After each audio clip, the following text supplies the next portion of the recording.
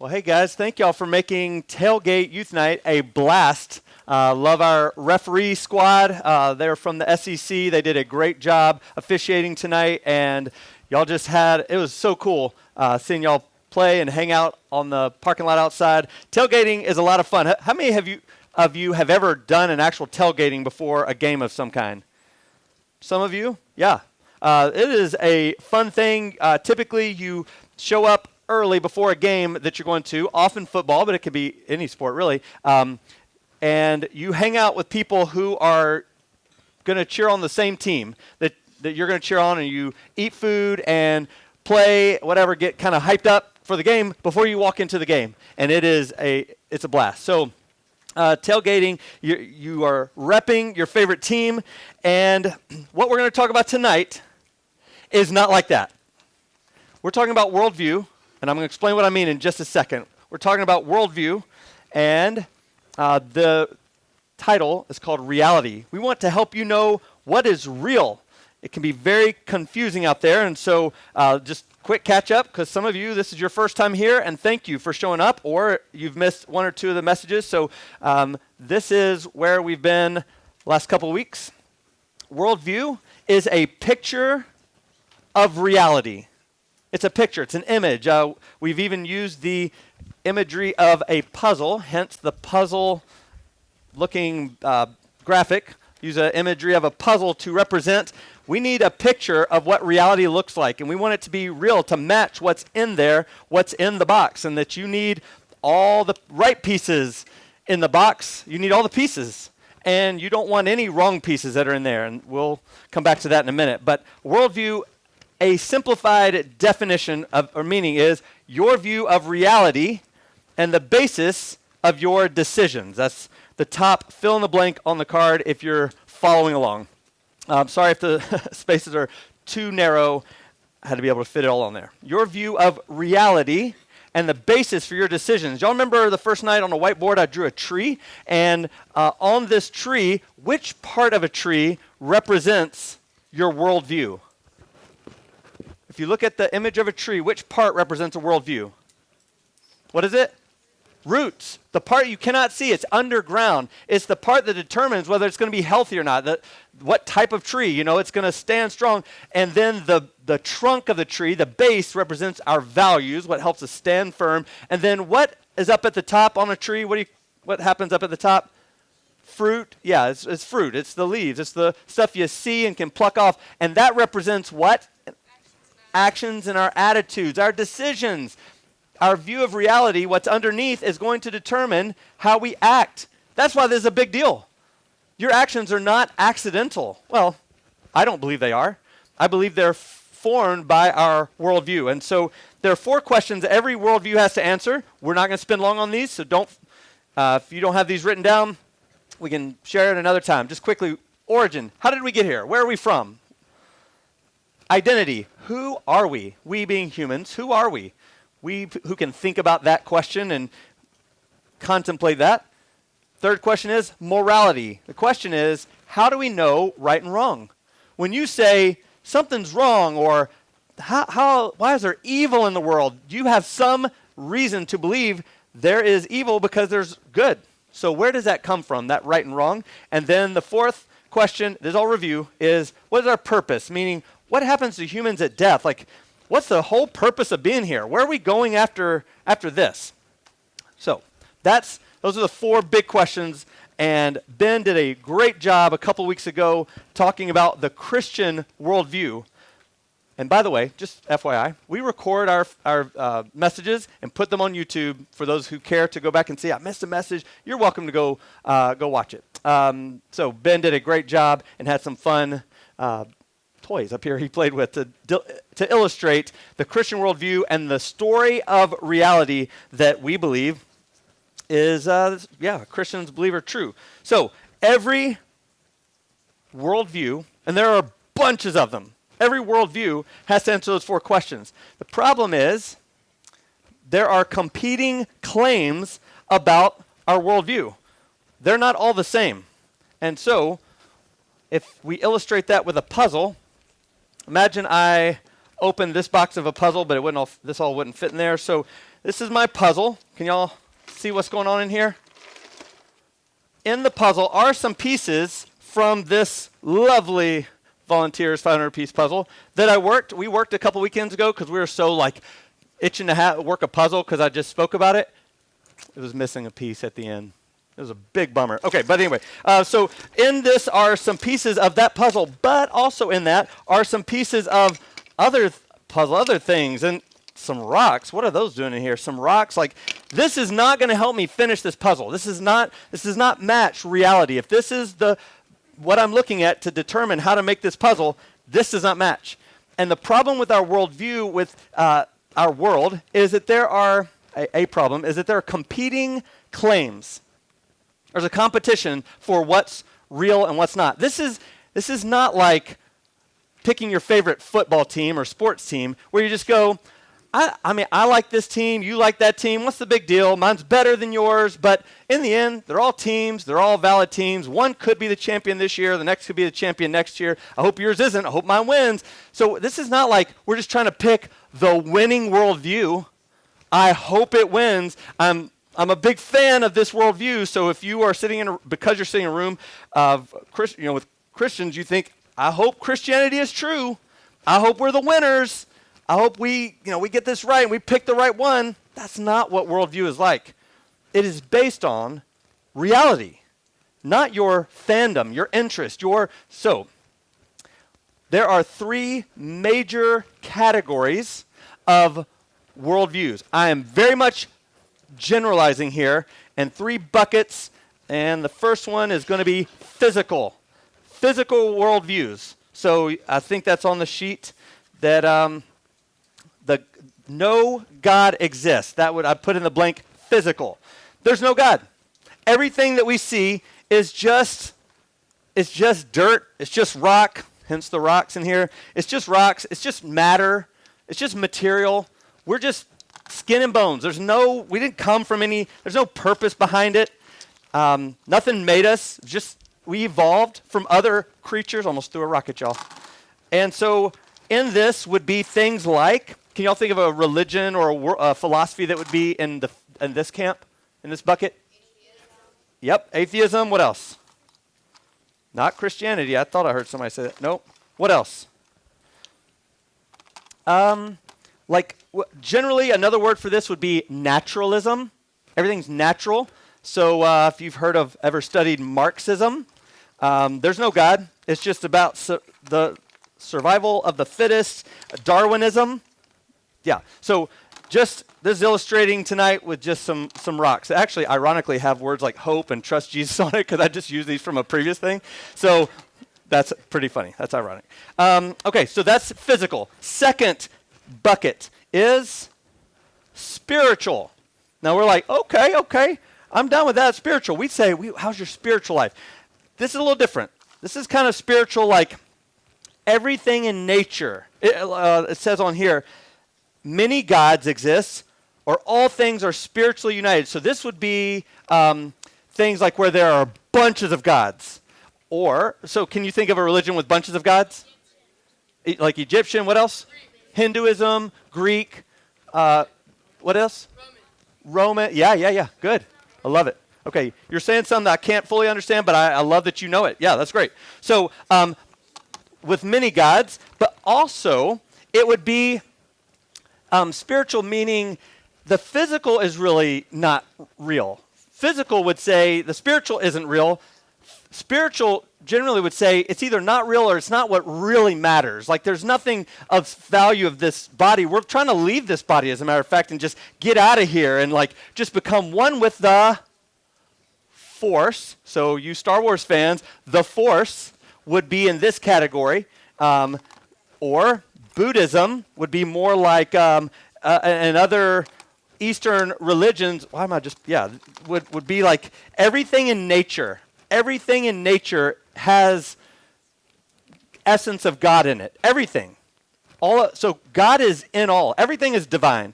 That's why you have many Eastern religions, or like religions in Africa, it'd be called animism, where everything has God in it, so they worship a bird. There's another bird. They worship the sun and fish and flowers. And we're not going to make fun of that. That's not the goal of this. We're not in this room to look down on and make fun of. That's not helpful. It's to explain and understand. All right? So this would be spiritual, where I know I picked a lot of things that are creatures, but the idea is God is in all of that. Or the spirit, we're all spiritually unified with some kind of force, some kind of spiritual presence, or like some mind being that's not personal. It's not a person. It's just a force. It's an energy that connects us all. And so you maybe have heard of like New Age religion or something like that. That would be in this bucket, this category. And in this third one, I didn't have a good way to, theism, that's just what it is. This is, theism means what? Well, just believing in a God. And so there are multiple religions and worldviews within theism, but within that would be the idea that there is a God who created. Things began with a God, and God is either really involved with what he created or not involved whatsoever. He doesn't have anything to do with it, but he did start it out, and everything came from a God, and there is a powerful God. And so in this one, I'm putting our puzzle, but there are lots of different types of puzzles mixed in and pieces that don't fit in there that we're going to talk about in a minute.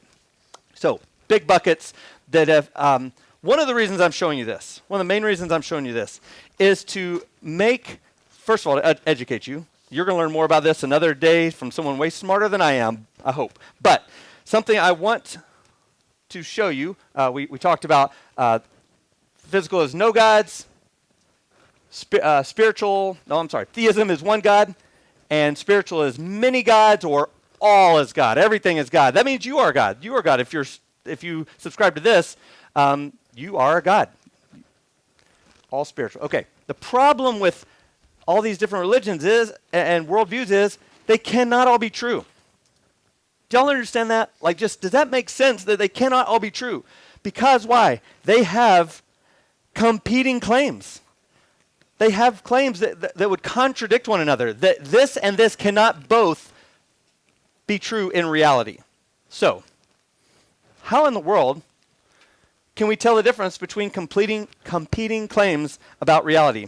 That is what I want you to lean into a video that was helpful for me to hear this communicator. He's actually this video is put on from the same organization who is conducting the conference that our high schoolers are going to go to next weekend, the reality conference. So I would invite you to watch the screen. It's about 10 and a half minutes, and then I'll come and wrap it up.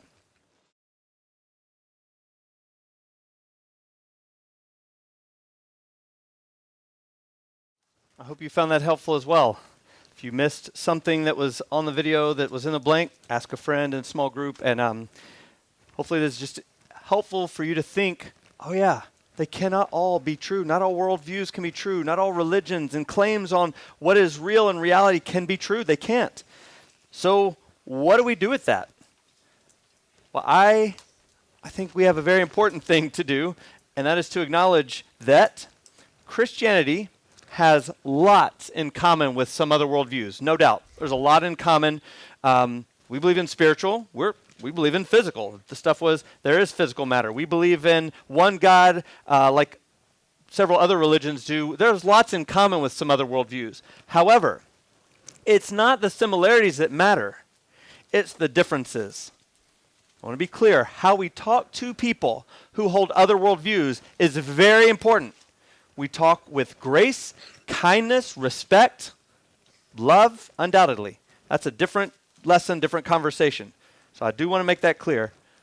But there are very significant differences. In another video, one of the other course videos, they actually use the illustration of if you have two white pills, they're white, they both have an A on it, they're the same size, you need medicine. One is aspirin, the other is arsenic. You know what arsenic is?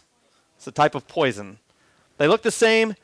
If you say, but look, they're almost all the same. They're like 90-something% the same. But that little bit could kill you. Well, I just want to say we need to be very honest about the differences and what makes Christianity stand out that's different. And so I really think it comes down to, of all the claims, What do these say about Jesus? What does a worldview say about Jesus? Physical worldview, naturalism would say, if there was a guy named Jesus in history, great. He was a good man, I'm sure. As a matter of fact, there's proof that he did walk the earth. He was a good man. But he's not anything spiritual. There's nothing spiritual. There is no God for him to be. So, okay, there's their view on that. The spiritual would say, yeah, maybe he lived, same thing, but he's a God.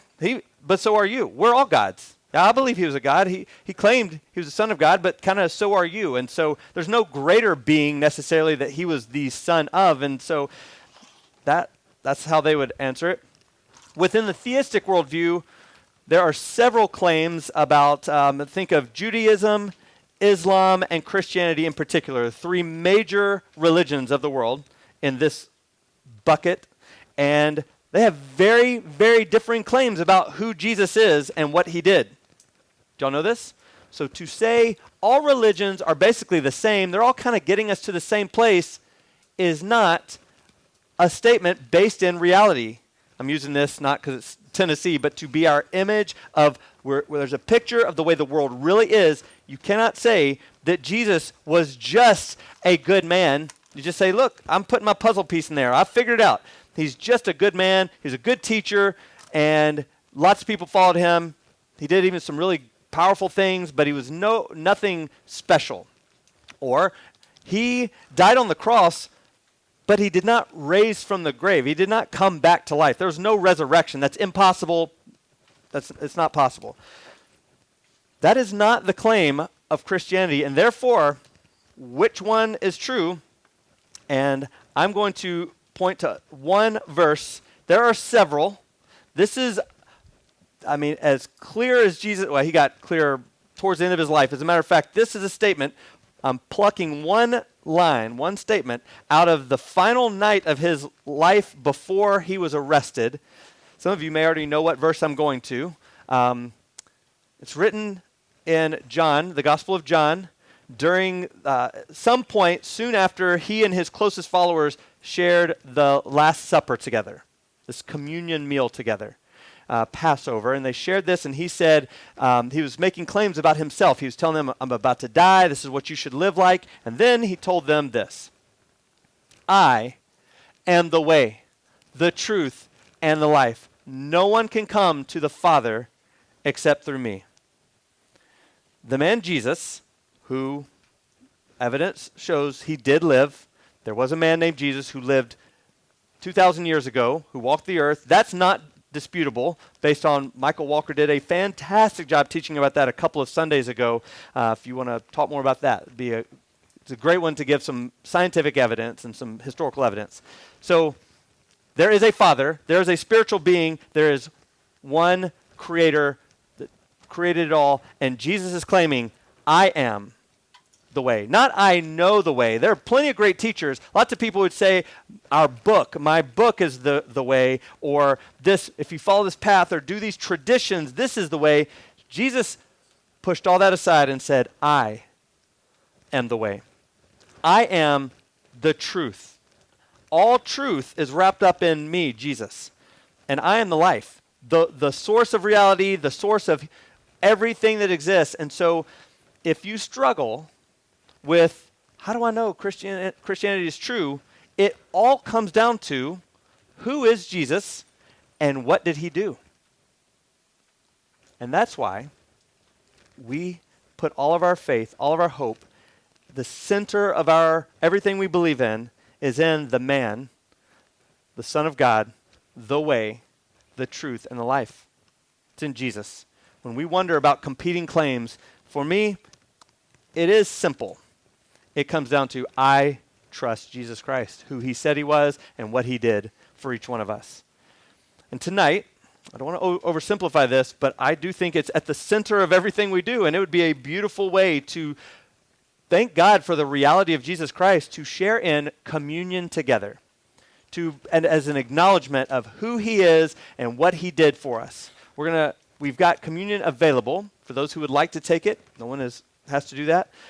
This is a time to pray, reflect, praise. We're actually going to start by allowing you to go grab your juice and bread, and I'll pray over us, but then you can spend some time in prayer. When you're ready to start singing, when the music starts, you're welcome to sing in and join in, or continue to pray. And then after a couple of songs that we'll sing together or pray together, pray during it, I will come back up and just do a quick wrap up as we get ready to go to small groups. So I encourage you to use this time to praise God for the reality of Jesus Christ.